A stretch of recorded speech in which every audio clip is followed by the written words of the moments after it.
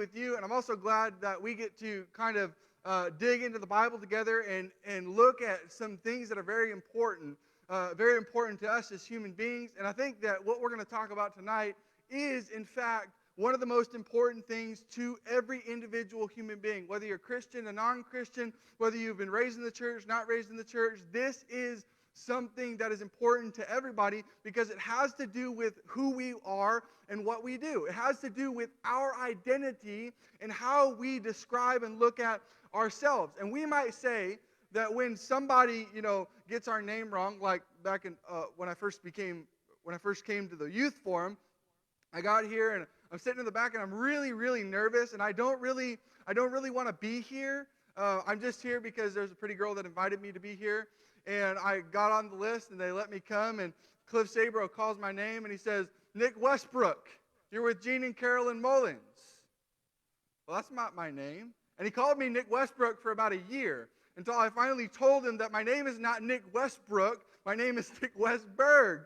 And I think he just does it sometimes now, just as he knows it gets under my skin, just like I say, how your karate class is going. And he'll be quick to tell you that what he does is not karate. In fact, it's jiu-jitsu. It's just rolling on the ground and closed, But names are important to us as people, right? We would say that a name is something that's incredibly important. We might say that a heritage, right? That what line we came from, or the people, or the background, or our race, or who we are as an individual. We might say that a heritage or a genealogy is really important because, we don't want to be labeled with the bad people, and we don't want to look like somebody who came from a bad line, and now we're labeled as somebody who's from a bad line. But that's important to us, and it's important that the people around us get that thing particularly right. We might say that positions are one of those things.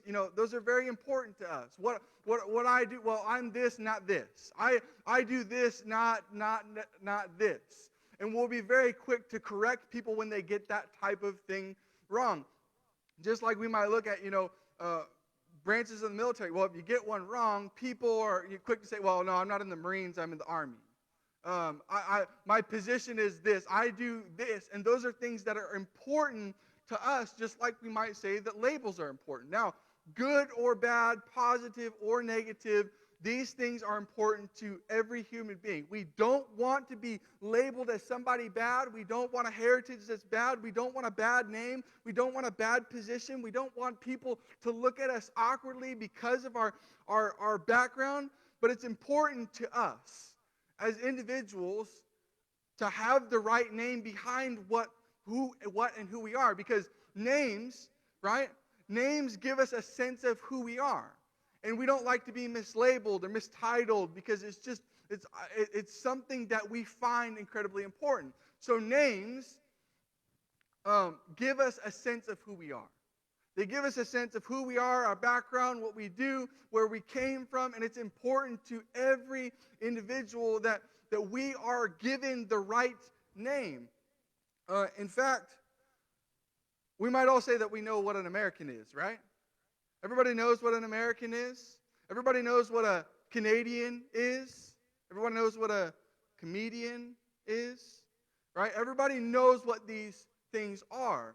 And I think that everybody here knows what the name Christian means. I think that everybody understands what it means to be a Christian, what the title of the name of Christian is given. In fact, if you look in the Bible, you'll only find it 3 times. You'll only find it 3 times. Is that working for me? You'll find it in one of the verses we're going to look at tonight, in Acts chapter 11 and verse 26. You'll find it in Acts chapter 26 and verse 28. And you'll find it in 1 Peter 4:16.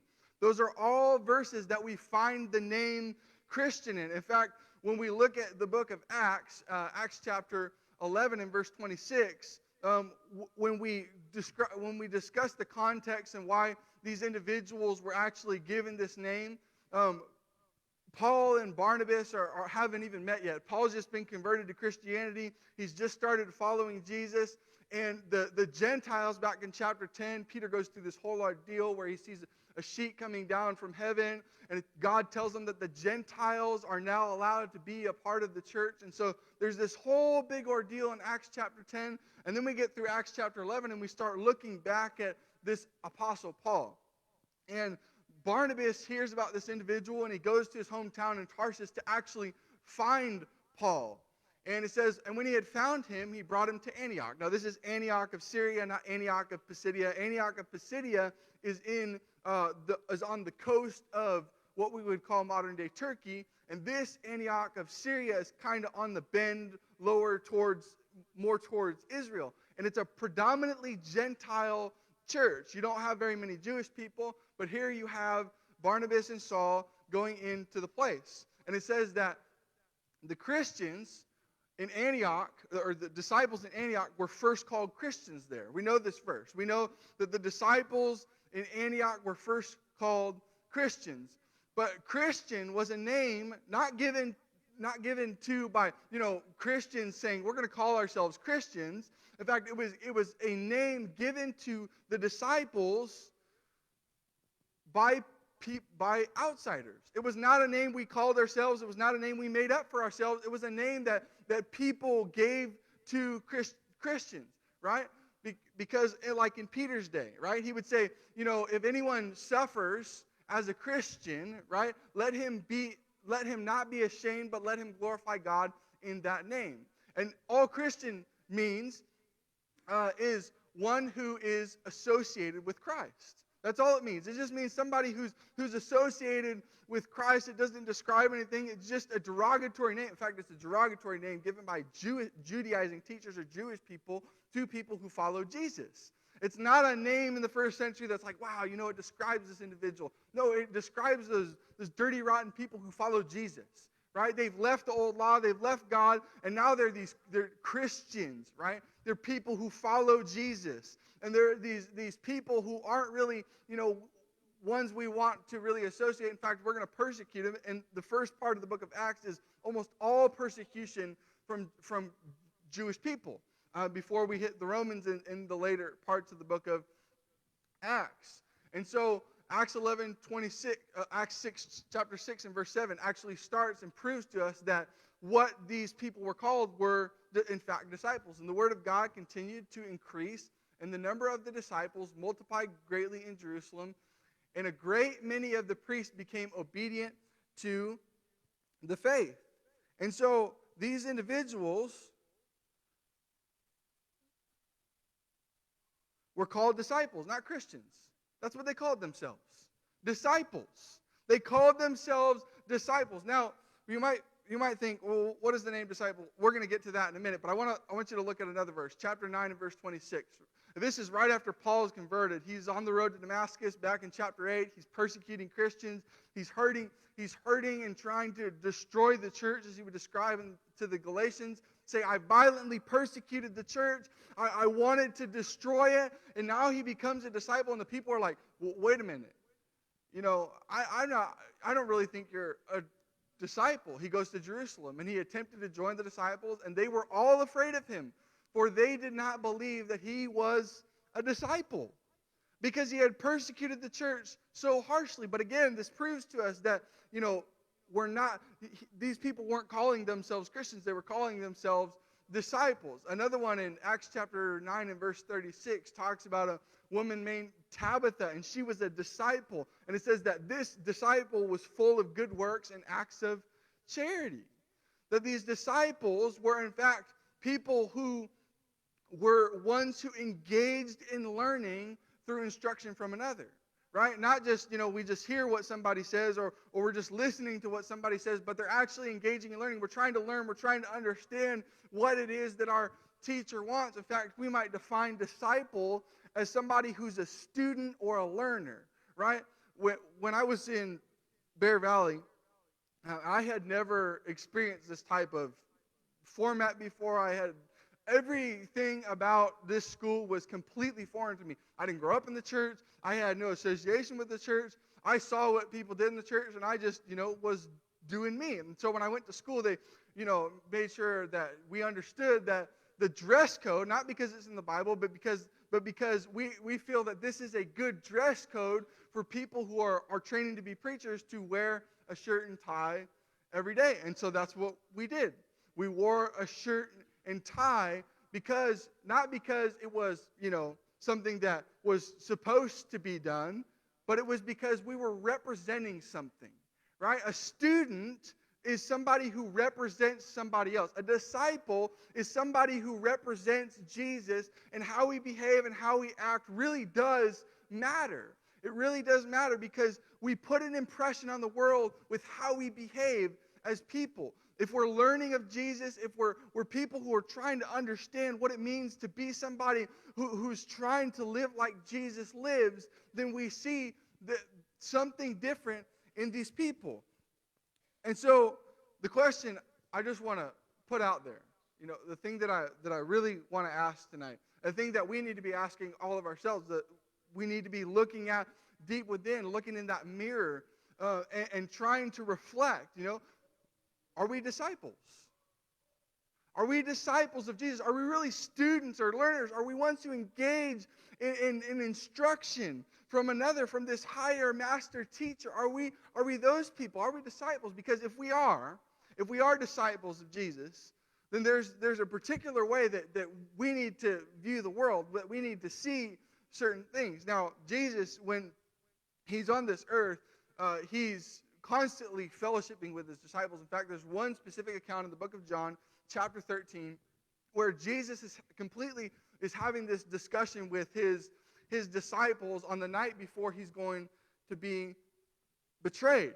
And he gets down on his feet, on his hands and knees, and he washes the disciples' feet in order to try to teach them something about themselves. And he gives all these incredible sayings throughout this book. In fact, it's just a recording, not necessarily of what the disciples are asking Jesus, but what Jesus is saying before he's going to be put on the cross. And so John chapter 13 and verse 34 is what he tells them. He says, look, I want you to remember this, right? Because this is a pivotal moment. And Jesus just washing these people's feet and trying to help them, trying to help them understand what it means to be a servant. He tells them this. He says, a new commandment, because they're Jewish, right? Jewish, we know commandments. We know what we're supposed to do and what God says we're supposed to do. In fact, we believe you're God, and we believe you're the Son of God. And he says that you love one another, just as I have loved you. You are to also love one another. Now, this is a famous verse. We all know this verse. We all know what it says, that these people in Jesus' time were told, like, you guys got to love each other, right? Because if you don't love each other, you're going to be divided and things are going to go badly. And in John chapter 17, Jesus actually prays that all of his disciples would be unified, that would be drawn together in the work for the kingdom of God. But he doesn't stop there. Verse 35 is probably the most pivotal purpose, because we have to understand this as individuals who are trying to be like Jesus, who are trying to learn from Jesus and perfect, what we are as individuals. And he says, by this, right? By this love for one another, all people, not just some people, but all people will know that you are my disciples if you have loved one another. Now, this is completely conditional, right? He says, by this love for one another, he says, all people will know that you are my disciples if, right? Conditional, not, you sometimes got to love one another. You sometimes got to like each other. In fact, the word that he uses here is self-sacrificing love. It's this agape love that he threads throughout his entire book, of this love that Jesus has for the people, this love that God has for the world, that you love one another, that you be self-sacrificing for one another. And by this, people will know that you are my disciples. They'll know that you follow me. They'll know that you're a student of me. They'll know what you are.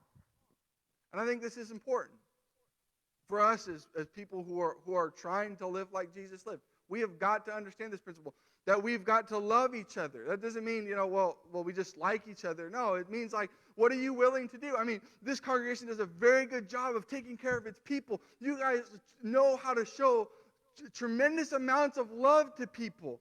And I think in understanding, you've got this idea pinned down. But what are we doing to show the world?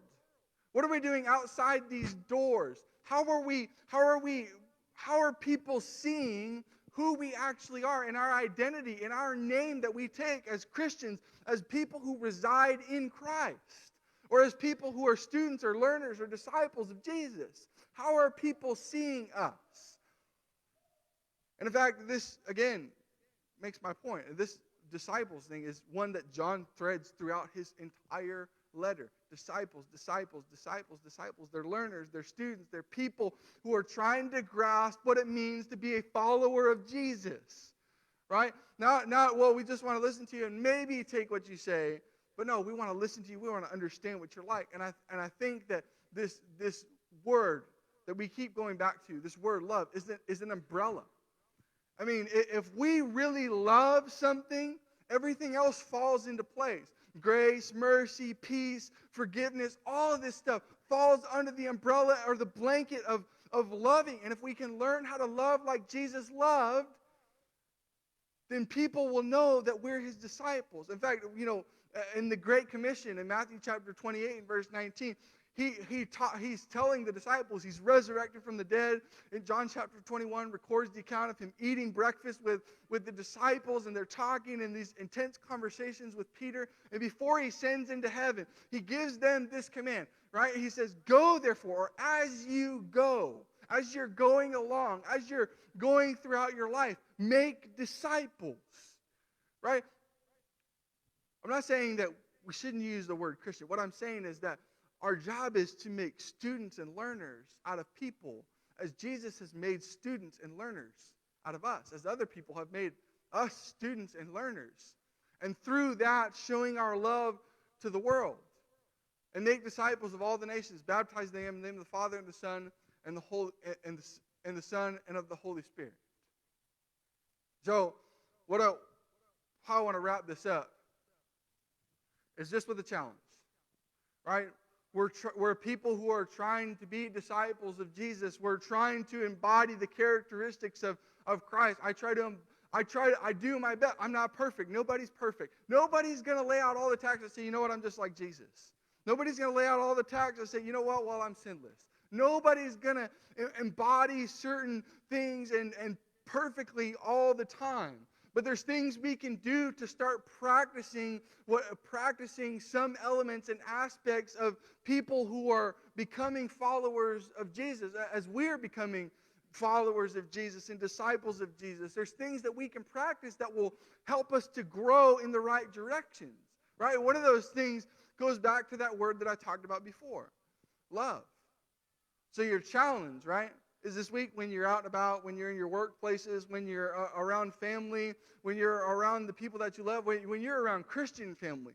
Your challenge is to put someone else before yourself, right?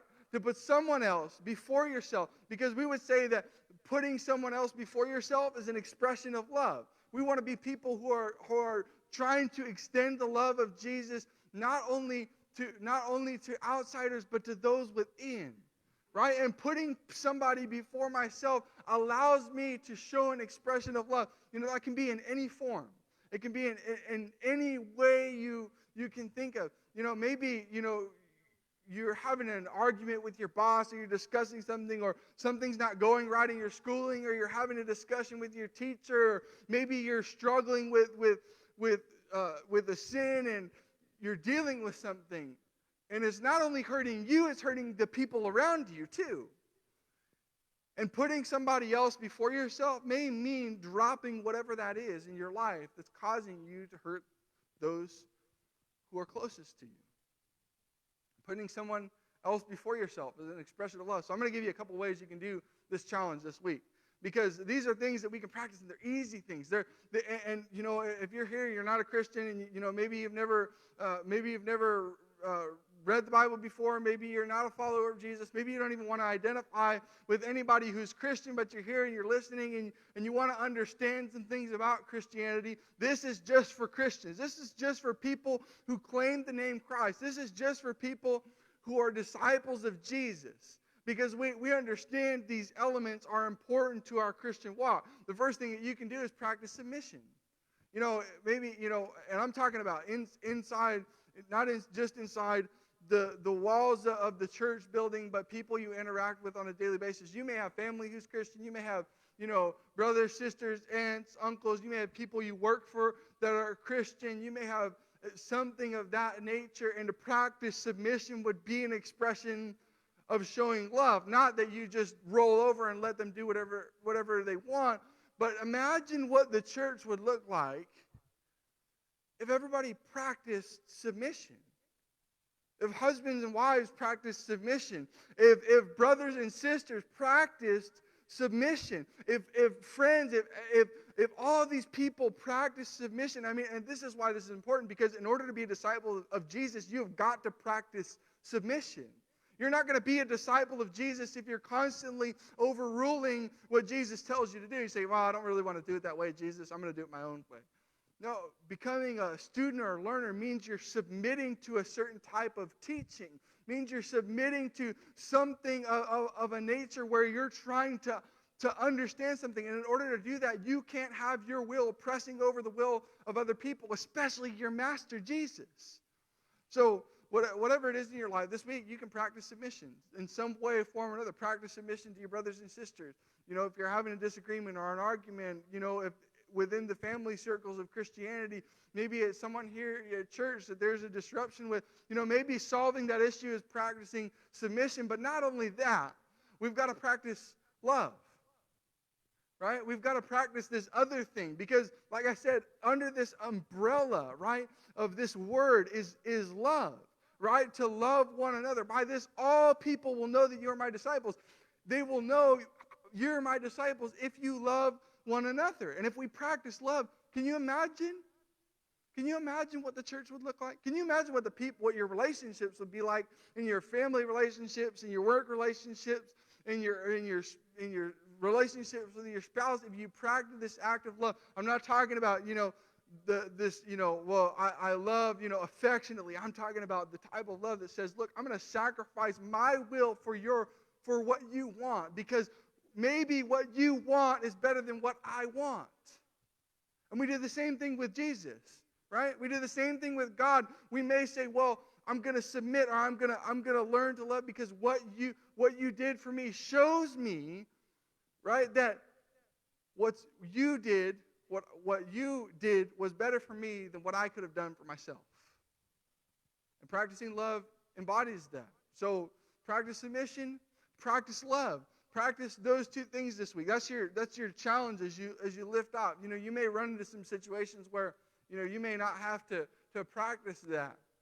You may not have to deal with any of those things. You may be able to show love to outsiders in some way, shape, or form. You may be able to show love to your brothers and sisters, maybe by giving or helping or stepping up and taking on a role that maybe you normally wouldn't have. And so practicing these things, right, to become disciples of Jesus. Jesus showed submission when he went to the cross. He showed submission to the Father. He showed love by getting up on that cross and never losing sight of what his mission was. To shed his blood so that we could have the forgiveness of sins. To shed his blood so that we could have this relationship, this communal relationship with each other and with God. And so I want you to think about this as you go about your week. How can you be a better disciple of Jesus? As is our custom here, and I'll make this very short. If you're not a Christian, you're not a disciple of Jesus, you're not somebody who follows Jesus, maybe you don't even care about Jesus, that's okay. But we always sing a song of encouragement to those who may be amongst us that may be struggling with some type of sin, that maybe need a prayer answered, or maybe need some kind of help. We want to offer to you tonight. If you'll come forward, if you'll come to one of us preachers or the elders, I'm sure that any of us could help you with your spiritual need. If you'll come now as we stand and sing.